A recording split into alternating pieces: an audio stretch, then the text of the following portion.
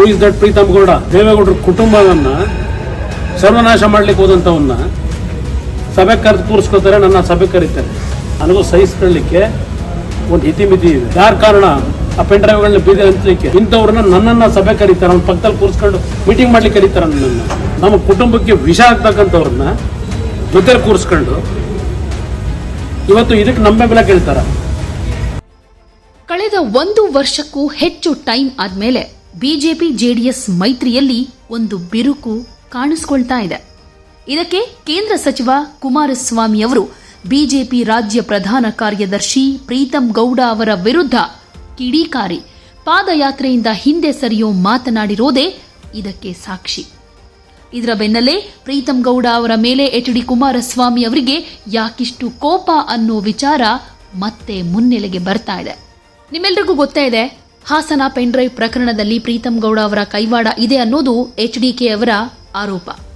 Pen ಡ್ರೈವ್ಗಳನ್ನು ಹಾಸನದ ಹಳ್ಳಿಗೂ ಪ್ರೀತಮ್ ಗೌಡ ಅವರು ತಮ್ಮ ಬೆಂಬಲಿಗರ ಮೂಲಕ ಹಂಚಿಕೆ ಮಾಡಿದ್ದಾರೆ ಅಂತ ಹೇಳ್ತಾರೆ. ಇದಕ್ಕೆ ಪ್ರೀತಮ್ ಗೌಡ ಆಪ್ತರು ಕೂಡ ಅರೆಸ್ಟ್ ಆಗಿದ್ರು.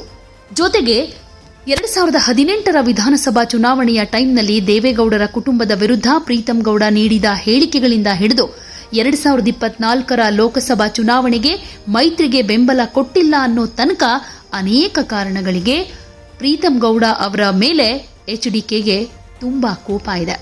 ಜೊತೆಗೆ ದಶಕಗಳಿಂದ ಹಾಸನ ದೇವೇಗೌಡ ಕುಟುಂಬದ ಭದ್ರಕೋಟೆ.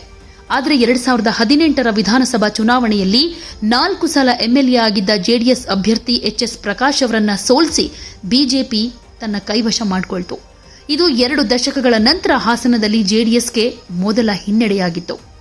2018, 2023ರ ವಿಧಾನಸಭಾ ಚುನಾವಣೆಯ ಸಂದರ್ಭದಲ್ಲಿ ದೇವೇಗೌಡ ಅವರ ಕುಟುಂಬ ರಾಜಕಾರಣದ ಬಗ್ಗೆ, ಹಾಸನ ಅಭಿವೃದ್ಧಿಯಾಗದೇ ಇರೋದ್ರ ಬಗ್ಗೆ ದೊಡ್ಡ ಮಟ್ಟದ ಹೇಳಿಕೆಗಳನ್ನ ಪ್ರೀತಮ್ ಗೌಡ ಕೊಡ್ತಾ ಬಂದ್ರು. ಇದರ ಬಗ್ಗೆ ಕೂಡ ಎಚ್ಡಿಕೆಗೆ ಅಸಮಾಧಾನ ಇದೆ. ಸೊ ದೆಹಲಿಯಲ್ಲಿ ನಿನ್ನೆಯಷ್ಟೇ ಮಾತನಾಡಿದ್ದಾರೆ ಕುಮಾರಸ್ವಾಮಿ ಅವರು. ಮಾಜಿ ಶಾಸಕ ಪ್ರೀತಮ್ ಗೌಡ ಅವರನ್ನ ಪಾದಯಾತ್ರೆಯ ಸಭೆಗೆ ಕರೆಸಿರೋದ್ರ ಬಗ್ಗೆ ಆಕ್ರೋಶವನ್ನ ಹೊರಹಾಕಿದ್ದಾರೆ.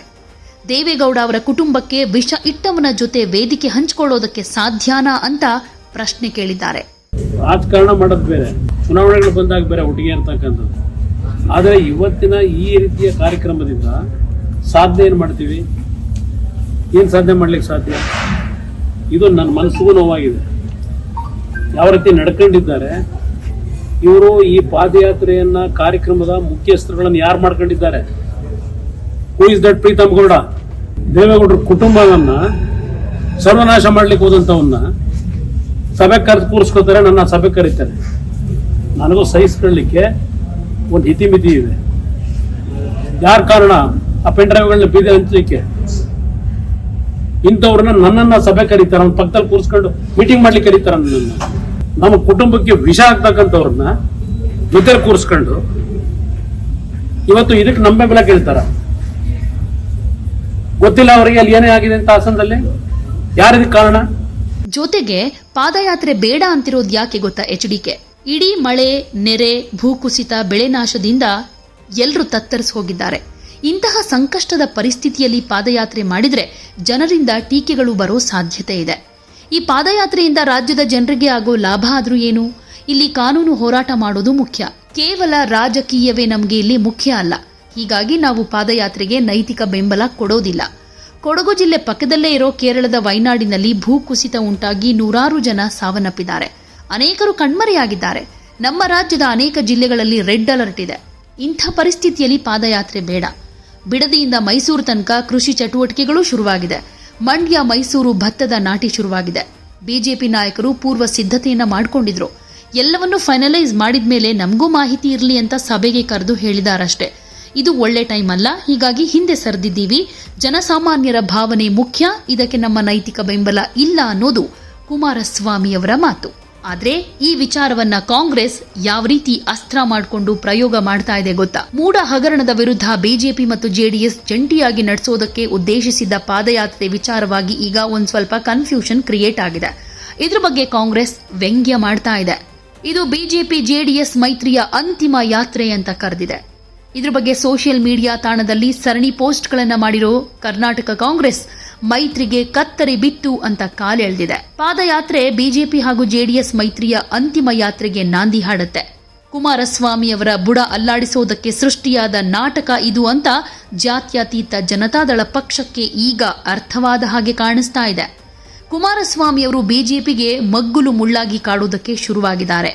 ಅಂದಹಾಗೆ ಈ ಪಾದಯಾತ್ರೆ ಪಾಲಿಟಿಕ್ಸ್ನಲ್ಲಿ ಯಾರ ಕಾಲನ್ನ ಯಾರು ಎಳೆಯೋದ್ರಲ್ಲಿ ಯಶಸ್ವಿಯಾಗ್ತಾರೆ ಅನ್ನೋದಕ್ಕೆ ಕಾಲವೇ ಉತ್ತರ ಕೊಡುತ್ತೆ ಅಂತ ಕಾಂಗ್ರೆಸ್ ಟ್ವೀಟ್ ಮಾಡಿದೆ. ಇನ್ನು ಯಾತ್ರೆ ಮುಂದೂಡೋದಕ್ಕೆ ಬಿಜೆಪಿ ಒಕ್ಕಲಿಗರ ಇಂಗಿತ ಎಂದ ಮಾಧ್ಯಮ ವರದಿಯನ್ನ ಉಲ್ಲೇಖಿಸಿ ರಾಜ್ಯದ ಜನರಿಂದ ಭೀಕರ ಏಟು ತಿಂದಿರೋ ಕರ್ನಾಟಕ ಬಿಜೆಪಿ ಅಂತಿಮ ಯಾತ್ರೆಗೆ ಹೋಗೋದಕ್ಕೆ ಮಾತ್ರ ಲಾಯಕ್ಕೆ ಹೊರತು ಪಾದಯಾತ್ರೆಗೆ ಅಲ್ಲ ಅಂತ ಕುಟುಕಿದೆ. ಪಾದಯಾತ್ರೆಯನ್ನು ಬೃಹನ್ನಾಟಕ ಪ್ರದರ್ಶನಗೊಳ್ಳೋಕು ಮುನ್ನವೇ ತಾಳ ಮೇಳ ಹೊಂದದೆ ಕಿತ್ತಾಟ ಶುರುವಾಗಿದೆ. ಈ ಪಾದಯಾತ್ರೆ ಬಿಜೆಪಿ ಹಾಗೂ ಜೆಡಿಎಸ್ ಪಕ್ಷಗಳ ರಾಜಕೀಯ ಅಸ್ತಿತ್ವಕ್ಕಾಗಿಯೇ ಹೊರತು ಇದರಲ್ಲಿ ಯಾವ ಹುರುಳೂ ಇಲ್ಲ, ಸತ್ಯವೂ ಇಲ್ಲ ಅಂತ ಹೇಳಿದೆ.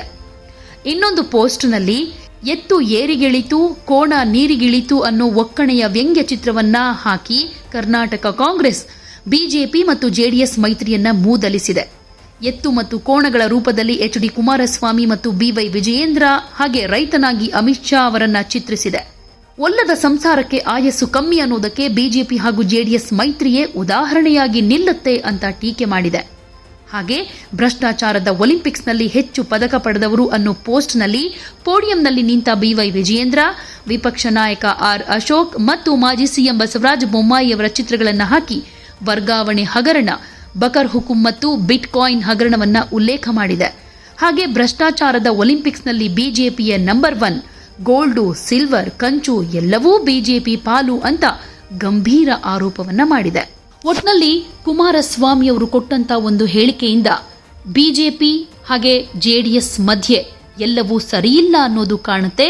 ಜೊತೆಗೆ ಈ ಮೈತ್ರಿಗೆ ಹೆಚ್ಚು ಆಯಸ್ಸಿಲ್ಲ ಅನ್ನುವಂತಹ ಚರ್ಚೆಗಳು ಕೂಡ ನಡೀತಾ ಇದೆ. ಇದಕ್ಕೆ ಹೈಕಮಾಂಡ್ ಮಧ್ಯಪ್ರವೇಶಿಸಿ ಡ್ಯಾಮೇಜ್ ಕಂಟ್ರೋಲ್ ಮಾಡ್ತಾರಾ? ಕಾದು ನೋಡಬೇಕಾಗುತ್ತೆ.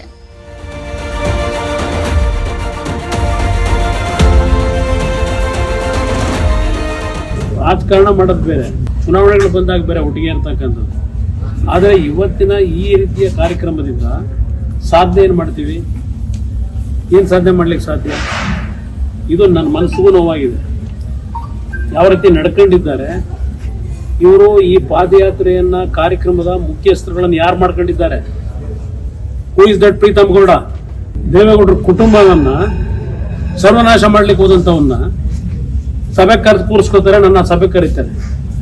ನನಗೂ ಸಹಿಸ್ಕೊಳ್ಳಿಕ್ಕೆ ಒಂದು ಇತಿಮಿತಿ ಇದೆ. ಯಾರ ಕಾರಣ ಆ ಪೆನ್ ಡ್ರೈವ್ಗಳನ್ನ ಬೀದಿ ಹಂಚಲಿಕ್ಕೆ?